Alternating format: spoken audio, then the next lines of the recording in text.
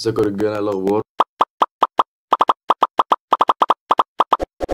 طيب هخش في الموضوع على طول عشان ايه كده يعني. المهم دلوقتي واحد كلمني، واحد من صحابي يعني كلمني قال لي ايه، انا دلوقتي المستر بتاعي بيقسم الحصه جزئين او ثلاثه، ايا كان، اقسمهم ولا اخدهم كلهم على بعض عشان انا بتعب مش عارفه ايه كده يعني.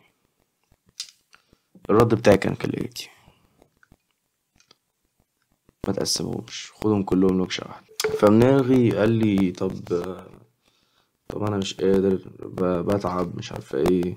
قلت له يا عم عادي، كلنا بنتعب، اعمل كأنك في سنتر او كأنك زي السنتر، ايه خدها كلها لوكشة واحدة. قال لي بس ايه، الاونلاين مش بيخلص، مش بينجز زي السنتر. فانا قلت له ايه، ماشي، ما هو بتاع السنتر بيتمرمط في المواصلات، ويتمرمط ان هو مش سامع كويس، ويتمرمط ان هو جه متأخر فقعد ورا خالص، بيتمرمط في حاجات تانية. فانت تمرمط الايه، الساعة الزيادة اللي هتبقى في الاونلاين، بدل ما تقعد الساعة ديت ايه رايح جاي وكده يعني. بس فده كان رد يا رجالة، ودوت أحسن بكتير. ليه بقى يا رجالة؟ عشان انت معلش بس انا نايم شوية، بس يعني لازم تعرف المعلومات دي.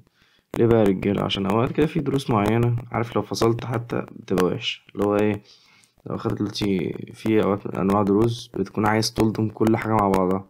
فانت لو أخدت النهاردة جزء، بعدها يومين وأخدت جزء، هتضطر تقعد تذاكر. فانت لو قعدت ال6 ساعات مثلا لوكشة واحدة، هتوفر على نفسك ومش تفتح كتاب تذاكر أصلا، هتخش تحل على طول. فاهمني؟ لكن لو اخدت جزء وجزء، هتقعد تلضم الجزئين ببعض، وبعدين تقعد تذاكر، وبعدين تحل، فانت كده بتضيع وقت. فانت اخدتهم كلهم نكشة واحدة احسن بكتير. خلاص يا اسطى، فيديو قناة سمية اسيستنت اللي بتنزل فيديو كل يوم ديت، عارفها؟ المهم يعني ايه الفيديو يا اسطى، اللي هو الناس ما تقسمش الحصة على جزئين، تاخدها كلها مرة واحدة زي بتوع السناتر كده، عشان أفيد يعني وأحسن، بالذات إن في دروس بتحتاج كده يعني.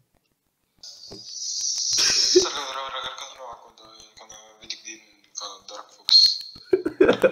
بس كده عن الفيديو خلص، خشوا اعملوا سبسكرايب لأخويا عبده، وأحلى مسا عليكم.